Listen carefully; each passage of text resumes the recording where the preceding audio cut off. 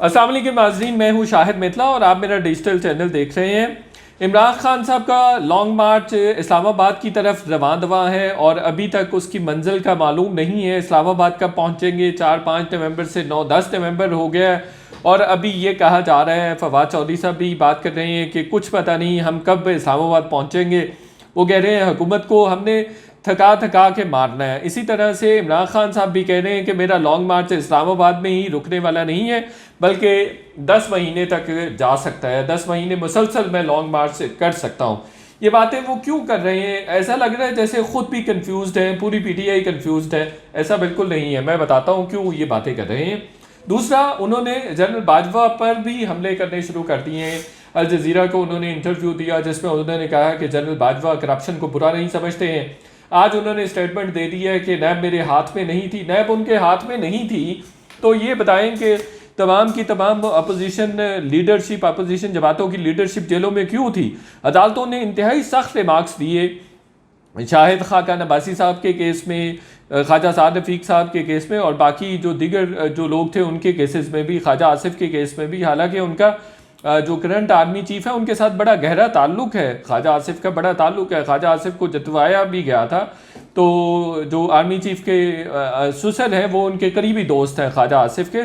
तो काफ़ी देर पुश करते रहे आर्मी चीफ को, इमरान खान साहब, कि ख्वाजा आसिफ को जेल भेजा जाए, लेकिन डेफिनेटली कोई ताल्लुक भी था, उनके ससुर के दोस्त थे, तो वो लिहाज आरे आता रहा। लेकिन इमरान खान साहब उनको जेल भेज के ही बाज आए और जेल भेज के ही टले एक तरह से। दूसरा, एक दफ़ा उन्होंने बल्कि DGISI से भी मुकालमा किया कि तमाम जो अपोजिशन की लीडरशिप है उसको जेलों में डाल दें। तो DGISI नदीम अंजुम साहब ने कहा कि आप मुझे लिख कर दे दें तो मैं फिर ये कर लेता हूँ काम। तो उन्होंने फिर लिख कर नहीं दिया, उससे भाग गए। इसी तरह से उन्होंने जनरल बाजवा को भी कहा कि तमाम लीडरशिप जो अपोजिशन की है उसको जो आप जेलों में डाल दें, उसको नैब के केसेस में फंसवाएँ ताकि मेरे लिए जो मैदान है वो क्लियर हो जाए और वो है ना जैसे गलियां सुनसान हो जाए, जहाँ मिर्ज़ा यार अकेला फेरे वाला सीन हो जाए। तो इस तरह का सीन था। तो जनरल बाजवा साहब ने कहा कि ये हो सकता है, मैं कर सकता हूँ अगर आपकी कुर्सी पे मैं बैठ जाऊँ तो इस तरह का मुकालमा जनरल बाजवा से भी होता रहा है। और आज हमें बता रहे हैं कि नहीं जी, वो तो नैब मेरे हाथ में नहीं थी। अगर नैब आपके हाथ में नहीं थी तो आप जो चेयरमैन नैब हैं जावेद इकबाल, उनको एक्सटेंशन क्यों देना चाहते थे? एस्टैब्लिशमेंट ने तो नहीं आपको कहा था कि उनको एक्सटेंशन दे दे। आप तो 4 साल के लिए उसको एक्सटेंड करना चाह रहे थे, बल्कि इससे भी ज़्यादा। और मैं आपको एक किस्सा भी सुनाऊंगा कि जो चेयरमैन नैब हैं ये किसके आदमी थे, एस्टैब्लिशमेंट के आदमी थे या ये मलिक रियाज के आदमी थे, और किस तरह से इनकी अपॉइंटमेंट हुई थी। इसका वीलॉग किसी और दिन पे रखते हैं। बड़ी ज़बरदस्त खबर है, बड़ी इंटरेस्टिंग खबर है।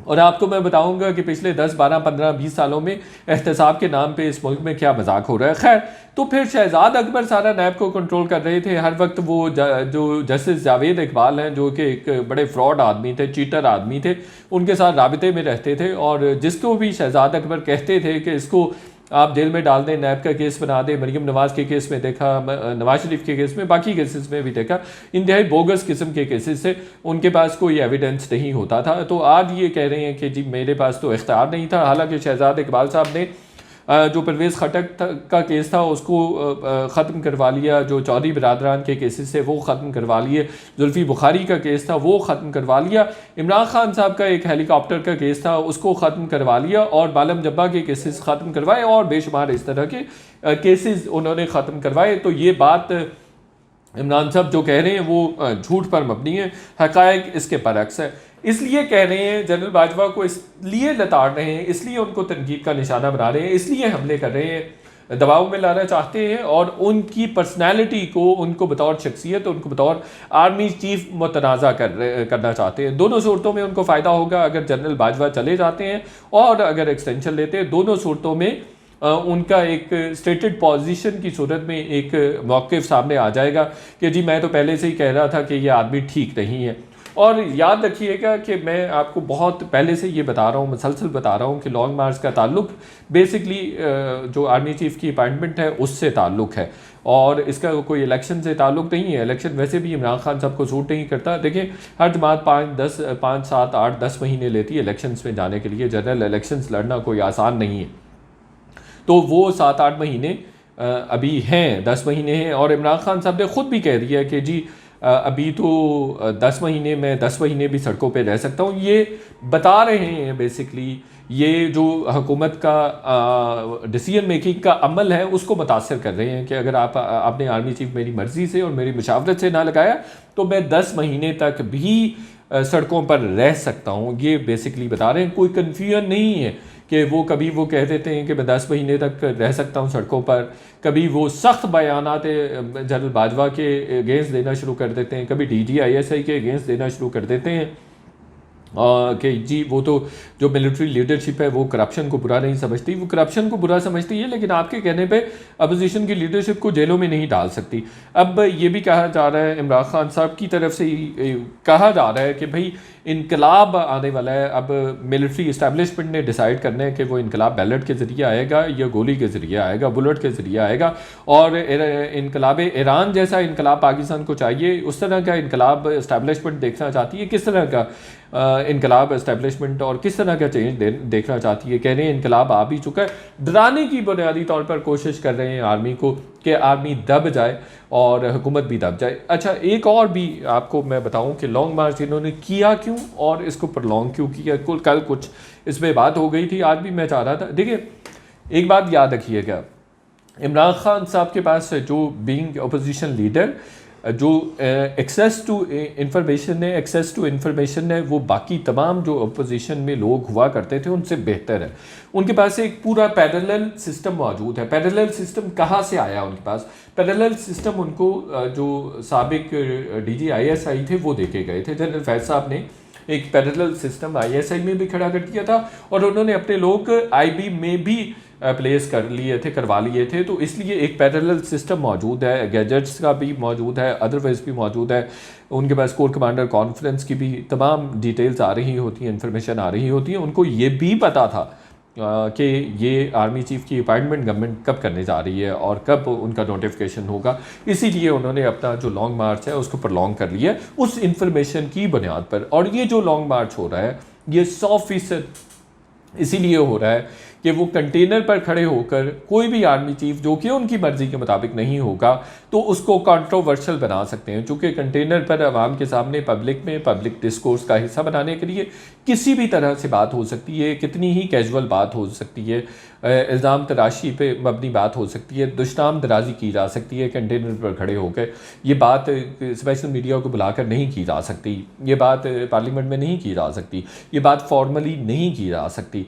तो कंटेनर पर बहरहाल ये बात हो सकती है, आवाम के सामने हो सकती है और वो उस तरह से सीरियस भी नहीं ली जाएगी। और बीप तो पहले ही मेन स्ट्रीम मीडिया पे चल रहे हैं। बीप उस तरह से जब भी एस्टैब्लिशमेंट या आर्मी का वो नाम लेते हैं, जनरल बाजवा का नाम लेते हैं, नदीम अंजुम जनरल का नाम लेते हैं, तो फ़ौरन से बीप आना शुरू हो जाती है। तो उनके पास एक इन्फॉर्मेशन मौजूद है और वो इन्फॉर्मेशन उनको एक प्रॉपर जो पैरेलल सेटअप है जिसमें ह्यूमन कैपिटल भी है और जिसमें IT का इनपुट भी है, गैजेट्स का इनपुट भी है, तो वो उनके पास प्रॉपर बाकायदा तौर पर आ रही है। उसी इन्फॉर्मेशन की बेस पे वो फैसले करते हैं। और आप सबको मुझे लग रहा है कि वो कंफ्यूज्ड है, वो हरगिज़ कंफ्यूज्ड नहीं है।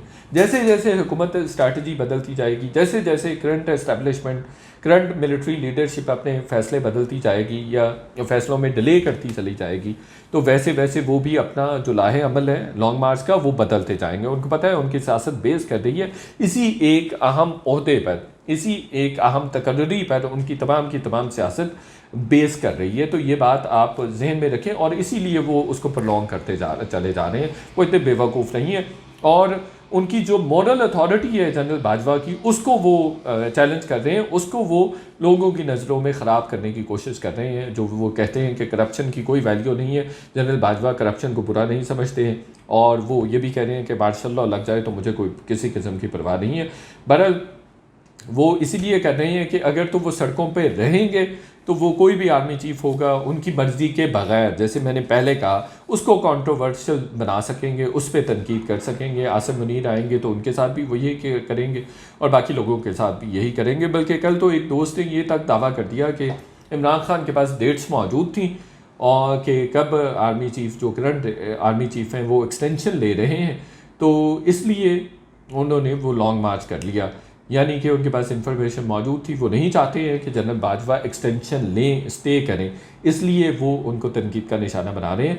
और कुछ लोग ये सवाल उठाएंगे कि भाई उन्होंने तो खुद एक्सटेंशन ऑफ़र की थी। देखें, इमरान खान का ऑफ़र करना एक्सटेंशन एक डिफरेंट चीज़ है। वो उन्होंने अदम एतमाद से पहले की थी और बाद में भी उन्होंने एक आध जगह पे की है, एक आध जगह पे कहा है 6 महीनों के लिए वो आ सकते हैं। इमरान खान से एक्सटेंशन लेना, उनका ऑब्लाइजी होना एक डिफरेंट बात है, और हुकूमत की तरफ से लेना या हुकूमत रिक्वेस्ट करके जनरल बाजवा को एक्सटेंशन दे दे, ये दो डिफरेंट चीज़ें हैं। तो ये बात आपको जहन में रखनी चाहिए। समाअत भी हुई है आज सुप्रीम कोर्ट में लॉन्ग मार्च के हवाले से। जस्टिस उमर अता बंदयाल के साथ रिमार्क्स आए हैं कि जी 10,000 बंदा 2 लाख लोगों को यरगमाल नहीं बना सकता, उनकी ज़िंदगी जीना नहीं कर सकता। ये तौहीन अदालत केस था इमरान खान साहब के ख़िलाफ़। पिछला जो 25 मई वाला लॉन्ग मार्च उन्होंने किया था, तो उनको कहा गया था कि आपने S9 के ग्राउंड तक महदूद रहना है, लेकिन वो वहाँ पर महदूद नहीं रहे थे, बल्कि वो डी चौक तक आ गए थे, ऑफिस के बिल्कुल नीचे आ गए थे। तो अब वो कहा जा रहा है 1 हफ़्ते के लिए समाअत मुलतवी तो कर दी है जजेस ने, लेकिन जजेस ने कोई ऐसा ऑर्डर्स पास नहीं किए कि पूरा मुल्क जो है एक तरह से इंतशार और गैर यकीनी का शिकार है। तो क्यों ना इमरान खान साहब को रोका जाए। अगर नहीं रोकना तो उनके लिए कम से कम ये ऑर्डर्स तो पास कर देने चाहिए कि आप वहाँ फ़लान जगह तक महदूद रह सकते हैं, ताकि कोई क्लैरिटी आए चीज़ों में, कोई यकीनी सर्टेनिटी आए चीज़ों में, लोग अपना जो कारोबारी ज़िंदगी आगे बढ़ा सकें। ये वीलॉग है जी, आपको पसंद आया है तो दोस्तों के साथ शेयर कीजिए और चैनल को सब्सक्राइब करना मत भूलिए। Thank you.